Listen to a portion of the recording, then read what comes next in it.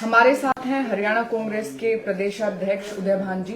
Sir, चुनावी माहौल चल रहा है, अभी दिल्ली में थे, इसके बाद हरियाणा में निकाय चुनाव हैं, तो अभी जो चुनाव आयोग से आज आप मुलाकात करने जा रहे हैं, क्या मुद्दा रहेगा और क्या कारण है कि आपको चुनाव आयोग जाना पड़ रहा है? हम अपने राज्य चुनाव आयुक्त से मिलने के लिए हम जा रहे हैं और हम यही रिक्वेस्ट लेकर के जा रहे हैं कि ये चुनाव ईवीएम के बजाय बैलेट पेपर से कराए जाए, जिससे कि चुनाव आयोग की भी विश्वसनीयता जो राज्य चुनाव आयोग की है वो पूरी तरह से बनी रहे और उसमें अच्छी मजबूती आए, लोगों में एक सकारात्मक संदेश जाए फ्री एंड फेयर इलेक्शन कराने का। तो उसके लिए, क्योंकि अभी उत्तराखंड में जो चुनाव हुए हैं लोकल बॉडीज के, वो सभी सिंबल पर हुए हैं, जब उस पर बैलेट पेपर से हुए हैं, बैलेट पेपर से हुए हैं। जब उत्तराखंड में बैलेट पेपर से हुए हैं तो हरियाणा में बैलेट पेपर से क्या दिक्कत है? हरियाणा में भी बैलेट पेपर से होने चाहिए। हमारी यही मांग है कि बैलेट पेपर से चुनाव कराए जाए। सर, बैलेट पेपर पे इतना दबाव क्यों दिया जा रहा है कि बैलेट पेपर ईवीएम की बजाय ज्यादा बेहतर है?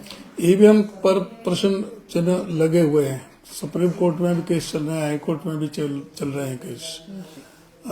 ईवीएम के ऊपर आज किसी भी विपक्षी दल का विश्वास नहीं रह गया है। सभी आवाज उठा रहे हैं, लेकिन सबकी आवाज दबाई जा रही है। अब ये राज्य चुनाव आयोग का है, ये सेंटर से कोई मतलब नहीं है इसका, ये अलग से है। तो ये छोटा इलेक्शन है, स्टेट का इलेक्शन है और नगर निकाय का इनका चुनाव है, लोकल बॉडीज का। तो इसमें जैसे उत्तराखंड में अभी हुआ, वो भी बीजेपी शासित है, वहां क्यों नहीं ईवीएम से हुए, वहां क्यों बैलेट पेपर से हुए? जब वहां बैलेट पेपर से हो सकते हैं तो यहाँ बैलेट पेपर में क्या दिक्कत है? यहाँ बैलेट पेपर से हो जाए। सर, आपको लगता है कि अगर ईवीएम की बजाय बैलेट पेपर यूज किया जाएगा तो नतीजे बेहतर होंगे या नतीजे कुछ और होंगे? लोगों में एक विश्वास कायम होगा कि भाई चुनाव आयोग, जो राज्य का चुनाव आयोग है, वो फ्री एंड फेयर इलेक्शन में विश्वास रखता है। रिजल्ट कुछ भी हो, वो तो रिजल्ट तो उसके ऊपर निर्भर करेगा कि भाई जो जनता क्या चाहती है। लेकिन तंत्र की कोई वो नहीं रहेगा कि इसमें है कि किसी मशीनरी का, गवर्नमेंट मशीनरी का कोई उपयोग हुआ है रिजल्ट के लिए। सर, अभी हरियाणा में जो निकाय चुनाव हैं, उनको लेकर क्या तैयारियां चल रही हैं? हरियाणा में निकाय चुनाव की तो बातचीत चल रही है, उसी के लिए तो संदर्भ में हम कह रहे हैं। हमारे पूरी तरह से तैयारी चल रही है, हमारे सभी जिलों में मीटिंगें चल रही हैं। हमारे जो जिलों के जो प्रभारी लगाए हैं, जो हमारे जिलों के कोऑर्डिनेटर लगे हैं, वहां पर वो मीटिंगें ले रहे हैं। सभी जो सीनियर लीडर से संपर्क बनाए हुए हैं, जो चुनाव लड़ना चाहते हैं उनसे संपर्क बनाए हुए हैं, एप्लीकेशन ले रहे हैं। एप्लीकेशन 9 तारीख से शुरू हो गई थी, कल से ही, कल भी आई हैं, आज भी आ रही हैं और कल 11 तारीख को 5 बजे तक एप्लीकेशन आ जाएंगे। उसके बाद उस पर एक्शन होगा और हमने इसके जो अर्बन इश्यूज हैं उसके लिए चुनाव घोषणा पत्र की हमने कमेटी बनाई है, श्रीमती गीता बुक्कल जो हमारे विधायक हैं वरिष्ठ, उनके नेतृत्व में।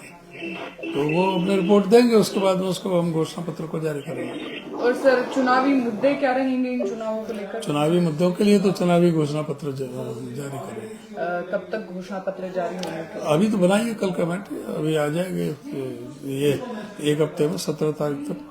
जी सर, आखिरी सवाल आपसे, जो अभी दिल्ली इलेक्शंस हुए और उनमें जो नतीजे हुए हैं, शायद कांग्रेस कहीं ना कहीं खफा है उन नतीजों से, क्या कारण रहे होंगे कि ये नतीजे निकले? नहीं, खफा की बात नहीं है, लेकिन हाँ ठीक है, जितना जो उम्मीद कर रहे थे वो नहीं हुआ रिजल्ट, उसमें और मेहनत करने की आवश्यकता है। लेकिन इसमें सबसे मुख्य कारण तो आम आदमी पार्टी के नेता अरविंद केजरीवाल जी रहे हैं, जिनका अहंकार की वजह से ये नौबत आई। अगर ये मिलकर चुनाव लड़े जाते तो रिजल्ट और दूसरे होते। सर, क्या आपको लगता है अरविंद केजरीवाल ने जो बयान दिया था कि हरियाणा प्रदेश हमारे यहाँ पानी में जहर मिलाकर दे रहे हैं, क्या उसका भी कोई प्रभाव पड़ा होगा दिल्ली इलेक्शन से? बिल्कुल पड़ता है ऐसी चीजों से, जो ऐसी गलत बयानी जो करी जाती है तो उससे भी नकारात्मक एक संदेश गया लोगों के बीच में, उसका अभी खामियाजा उठाना पड़ा है आम आदमी पार्टी को। धन्यवाद। हमारे साथ थे हरियाणा कांग्रेस के प्रदेश अध्यक्ष उदय भान जी।